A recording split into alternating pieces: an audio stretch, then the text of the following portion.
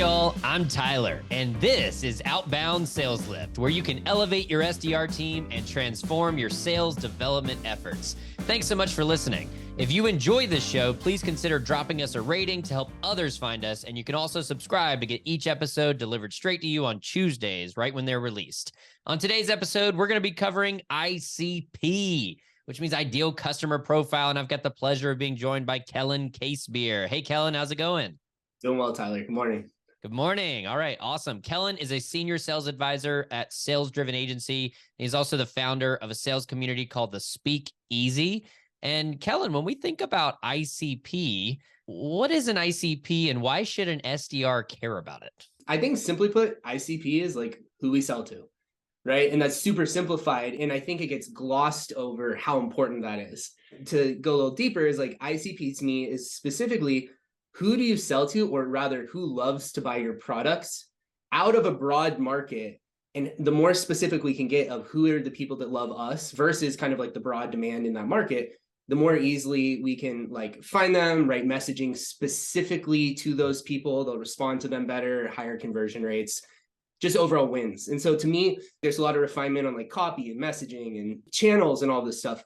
I believe that's all downstream though of who are the people we're actually trying to sell to. And if we just say like, I sell to VPs of sales, it's like, no, you don't. So when you say I sell to VPs of sales, that's not enough. It sounds like is what you're saying. Yeah. What more do you need? Like how deep should you go down this ICP rabbit hole?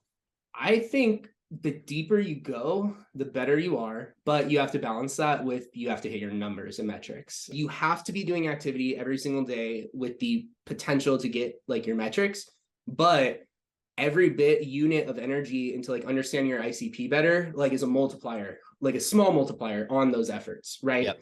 So you couldn't spend, a whole month learning my ICP and then go do my outbound. It's like, no, that's not going to fly your manager, you'll get fired. And so I look at it more as like, what is the system I use so that as I'm always doing my outbound, I'm recirculating what I learned back into my knowledge of like, who is my ICP?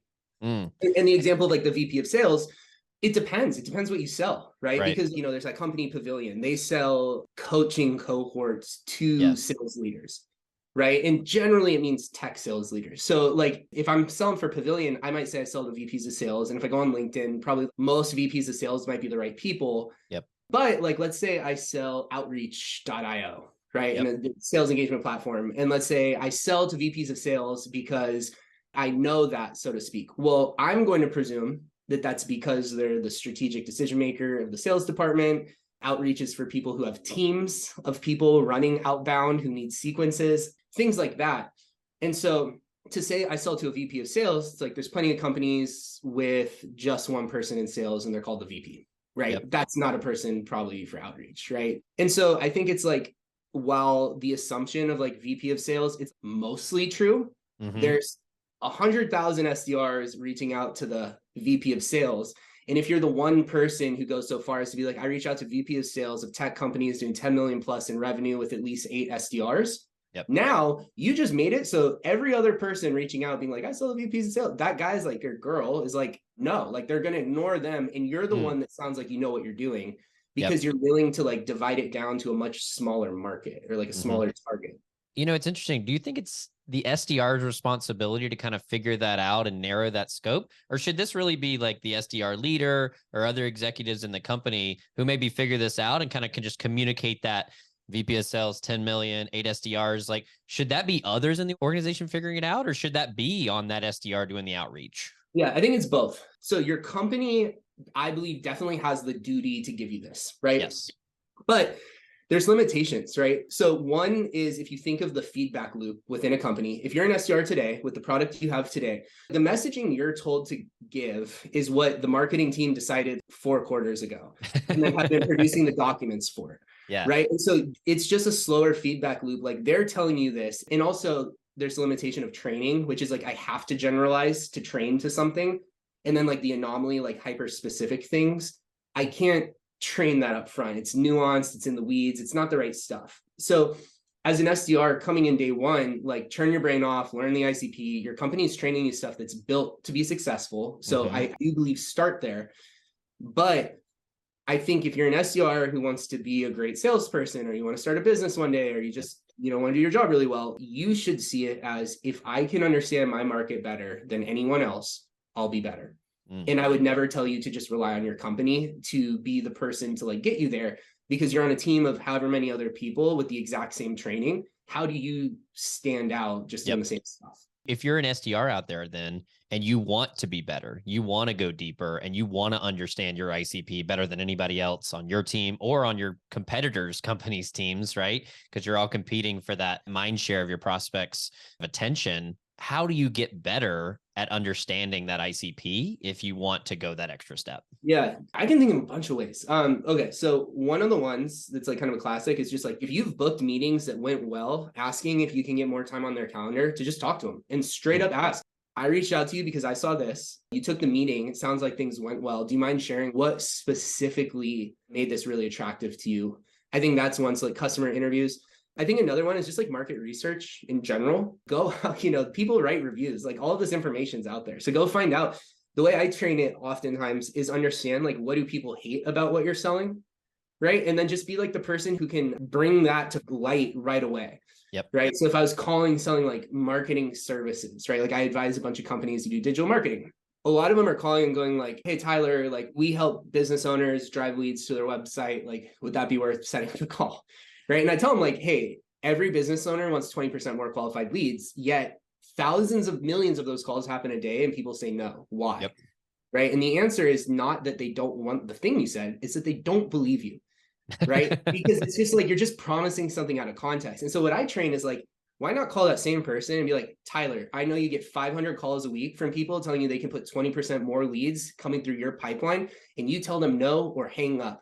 We're 8 seconds in. Do you mind me letting you know why I think you might be willing to let me be one of the only ones to have the conversation with you? Things like that. That wasn't actually great phrase. Well, but I get it. You're almost like bringing up that objection on the front end of like, hey, I know you get a lot of these and they all sound and look the same, but let me tell you why we're a little bit different, right? And then it sounds like right on the back end of that, you've got to have that key differentiator, that value prop, whatever makes you stand out from the other 500. My methodology is question asking. I believe in like asking questions to show competency.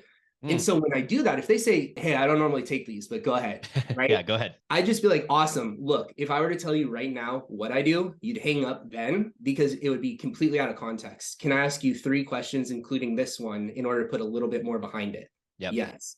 Right. And then be like, okay, awesome.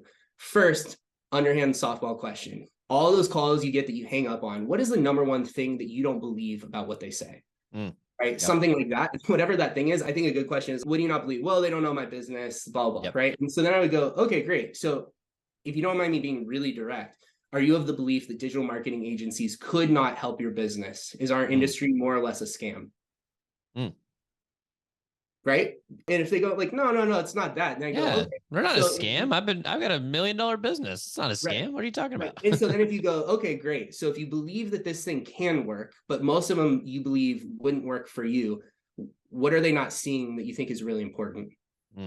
It's kind of like Alex Hormozy does, like, I think it's like on a scale of 1 to 10, how close to 10 are you and ready to buy right now? Yeah. Right. And whatever they say, what would you have to get to a 10? Yep. Same idea. The whole thing is, SDRs oftentimes are like arguing into objections. And I just believe of like understanding people better. Like, don't argue. Just be like, okay, yeah, you are there. Like, help me understand why. Like, where's that coming from?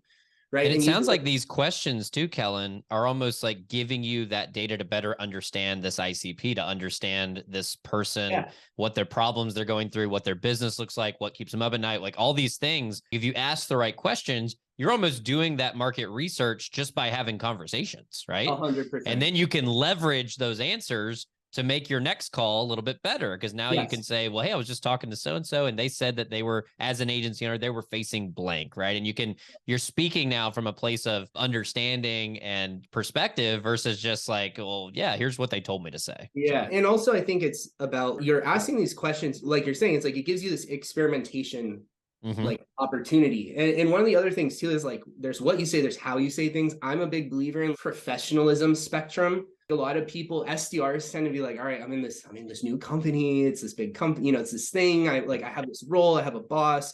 They get robotic. A lot of times I think salespeople are like too dry, too direct, not too direct, but like dry direct. Like this just sounds like a thing. It sounds super canned almost, I think. Yeah. Yeah. Or just like a blank promise.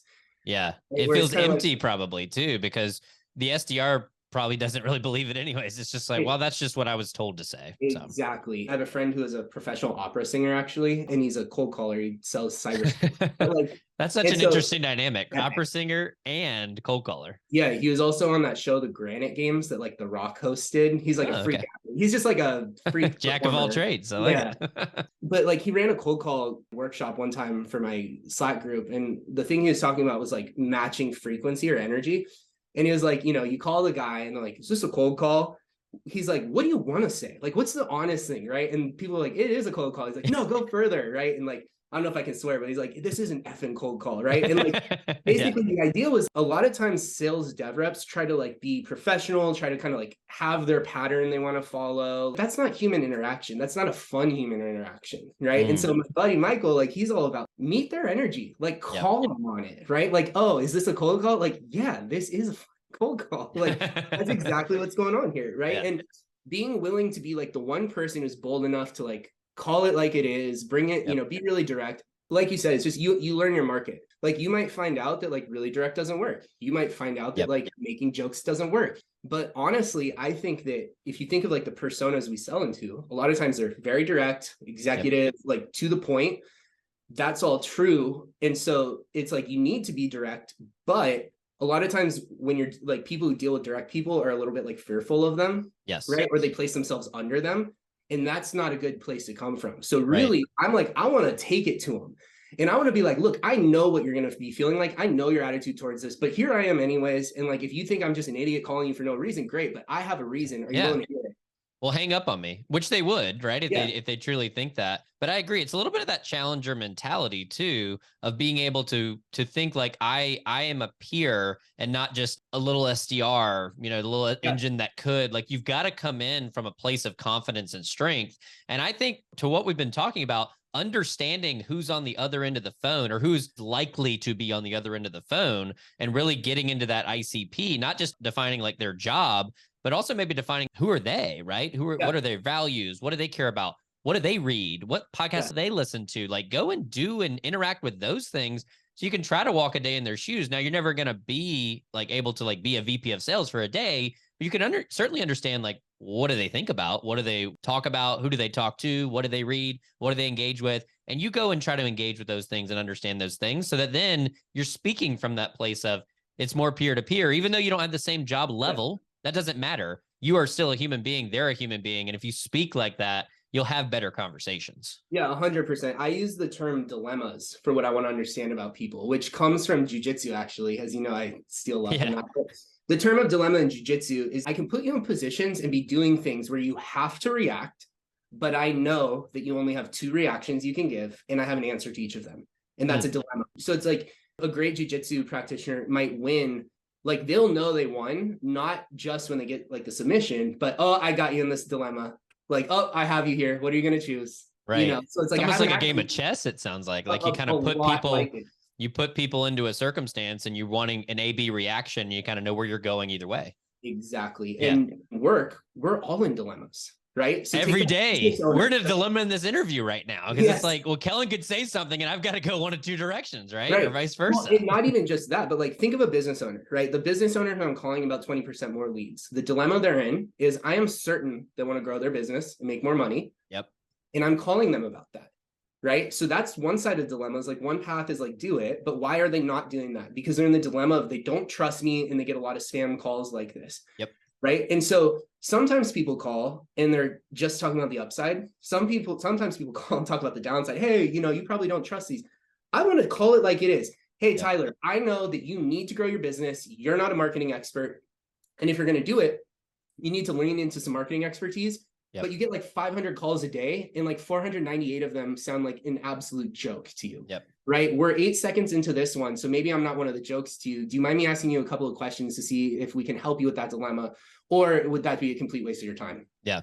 Which I love the permission coming off of that. Like you're calling it like you see it, you're asking for permission. And now, I mean, I would say a lot of folks, just given how different that's a huge pattern interrupt from what they normally hear, just given how different it is, I guarantee you get a lot, 80% of folks would say, okay, like, Yeah. go ahead. Yeah. What do you have? And then you better be ready with those questions now to like really nail those, because you've got the stage, the audience, the time, the permission. Now it's time to execute. Yeah. And which, by the way, goes back to understanding your ICP, because if you don't understand your ICP well, if I'm like, hey, I know you want to grow sales, right? They're like, dude, what the hell? Like, what? Like, yeah. Like, that's so generic, right? Yeah. Yeah. So it's like, that's what everybody else would say, right? But exactly. I guess what you're saying is you want to define the problem or the outcome way more specifically than anyone else. It sounds like you want to get as narrow as you can, and then hopefully that hits a nerve, and then they're all of a sudden, hey, pique that curiosity, which, like we were talking about before, that's all we're trying to do as SDRs, right? Pique the curiosity, understand if we're in the ballpark here, and then let's let the AE do their job from there. Yeah. And what's great is I actually think it tees up AEs better too, because it's not going like, hey, because it's like, I'm not going like, hey, here's this valuable thing. Like if I just go like, hey, business owners often don't know how to run sales. Like, would you be interested in learning a little bit about how we could build sales for you? They're saying yes, but I only shared the top end. And when my AE goes in there, starts asking questions, I know what is going to happen. The prospect is going to bring up the objections. They're going to bring up the bottom end. They're going to go, oh yeah, this is great, but blah, blah, blah, right? And so if I go in from the get-go and go, Tyler, I know that you were stuck between this and this, you got to reconcile that. And if you want to grow the business, you got to go here. But if you go here, you're really worried you're going to get screwed over. And I think that your ability to judge, who's a good player or not is majorly impactful over how much revenue you can make next year, right? And by teeing it up through that dilemma, when the AE steps in, they're not going like, so what do you want to do? Oh, we could help you do that. Oh, wait, we can overcome this objection. They're going like, so man, look, like, I get it. You're in a tough spot. You aren't an expert at this thing. You need this thing to grow, but you're also not an expert, so it's hard for you to choose it.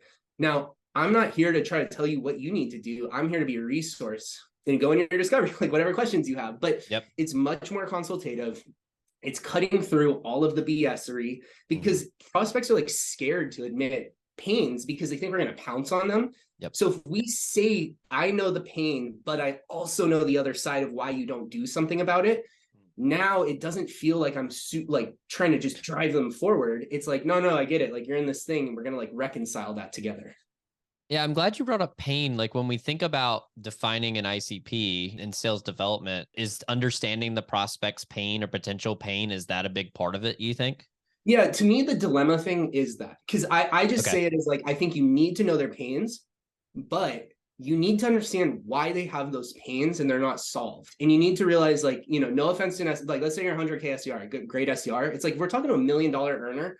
Like, we need to assume that the obvious thing that we see, they saw as well. And I think that this is where a lot of SDRs lose kudos, and why, again, knowing the ICP is so important, is like, if you bring like obvious shit to people, they don't like it. They're not going to feel good. So it's like, you can be like, oh, I know what you deal with. Like, you have to hire a bunch, but it's hard to find good people. They're like, yeah, like there are a million of us with that. Like, yes, but if you can come to them and be like, you need to hire a bunch, it's really hard. And most people solve that by this, or this. But when I see a company who's not doing either three, I make the assumption that this other thing, is that approximately what you're dealing with? Right. And all of a sudden it's like, wow, that's very astute. Right. I'm not just saying like, why aren't you doing these things? Like, it's like, it's showing that I'm trying to put this together myself. It's almost like I'm asking them for help. Like, I'm not trying to ask you, is this your pain? And you to like lay your shield down and be like, yes, how can you save me? As I'm looking at what you're doing, I'm seeing these things, like, what's the missing piece here?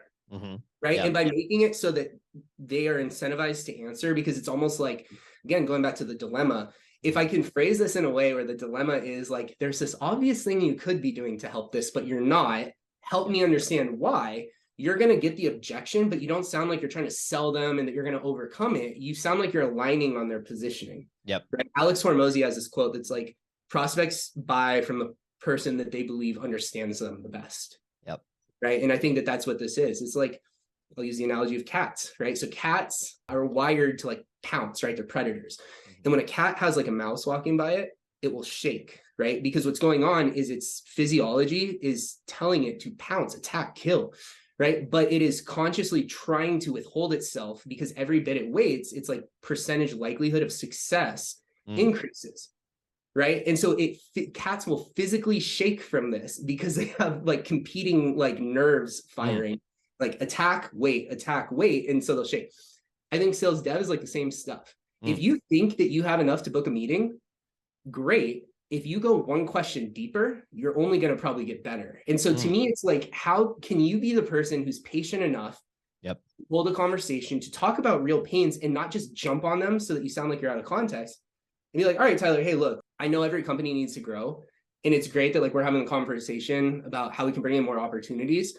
But it sounds like there's some issues with the sales team as is. Do we believe that like, even if you had all of these, would you be closing them at a clip that even makes sense to do this? Or is it that like I could crush what we're talking about, but the rest of the business isn't suited to like handle that?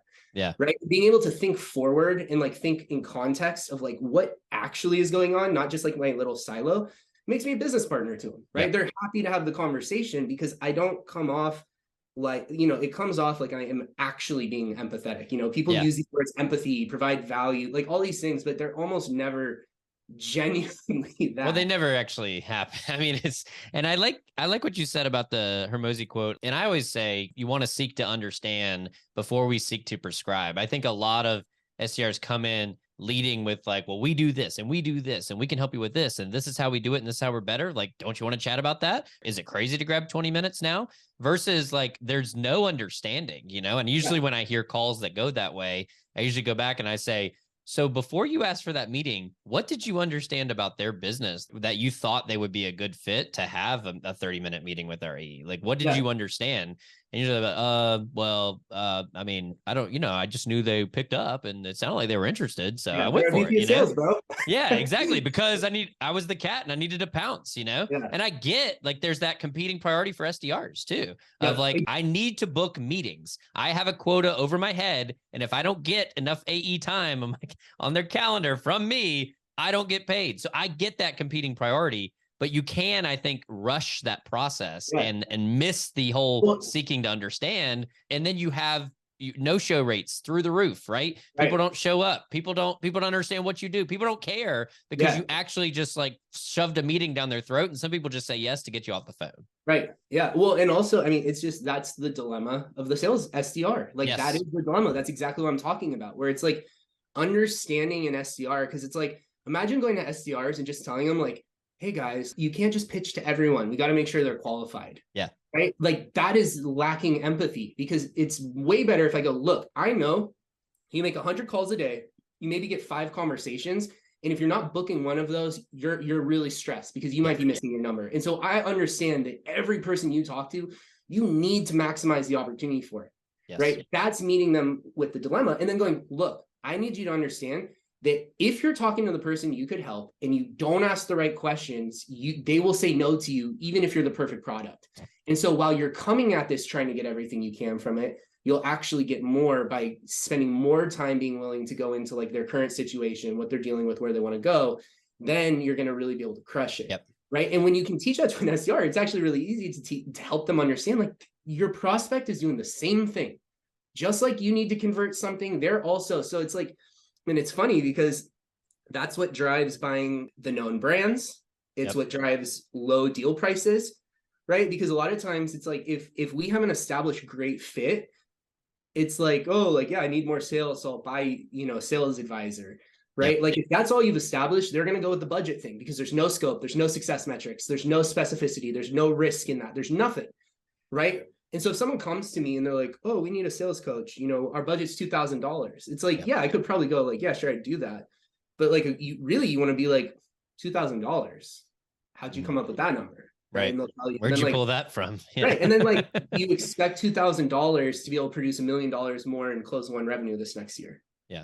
No. Okay. So what do you think it would fairly cost if your expectation is that a great coach could come in and help you close $1 million more in revenue? How much do you think that person would deserve of giving that result? Is it $2,000 a month, right? Or whatever number we had said. Right. And so it's like, it helps you sell bigger deals by understanding what are these people actually dealing with? What are the actual constraints also? Because a lot of times we assume that like the constraints they tell us are real. So it might be being like, hey, I understand you only have $2,000 allocated for digital marketing. I also know that historically your digital marketing spend has been similar to lighting money on fire. Right. If you were seeing a return of like 10x on your ad spend, would you really only be willing to spend $2,000, or Right. like, will we be able to have a 10K discussion if you believe that that's what you were going to be getting? Yep. And 100%. that's the conversation you want, because now you're in a 10K monthly deal instead of a 2K monthly deal, because you're challenging this assumption, right? And like a weak SDR might be like, oh, okay, $2,000 a month. Yeah, I think we can do that. Like, let's get time on the calendar. Right. But it's like, you know, is it? well, and it's like, I don't know. I'm a believer. Like, I don't want the prospects that appreciate me for giving them a good deal. I want the prospects to appreciate me for like really challenging for pushing them. in a way Yeah, that, exactly. right, exactly. For pushing them. Yeah, awesome. Kellen, I know we could go on all day, but I really appreciate the conversation. You can find Kellen on LinkedIn. So look up Kellen Casebeer on LinkedIn and check out everything he's doing. Hope you enjoyed this episode of Outbound Sales Lift. If you need help elevating your SDR team, please visit our website at thesaleslift.com to learn more. And also make sure you hit subscribe wherever you get podcasts so you can check out next week's episode filled with more great ideas on transforming your sales development efforts. Thanks again for listening. And remember, no sales starts until you book that meeting. See you guys.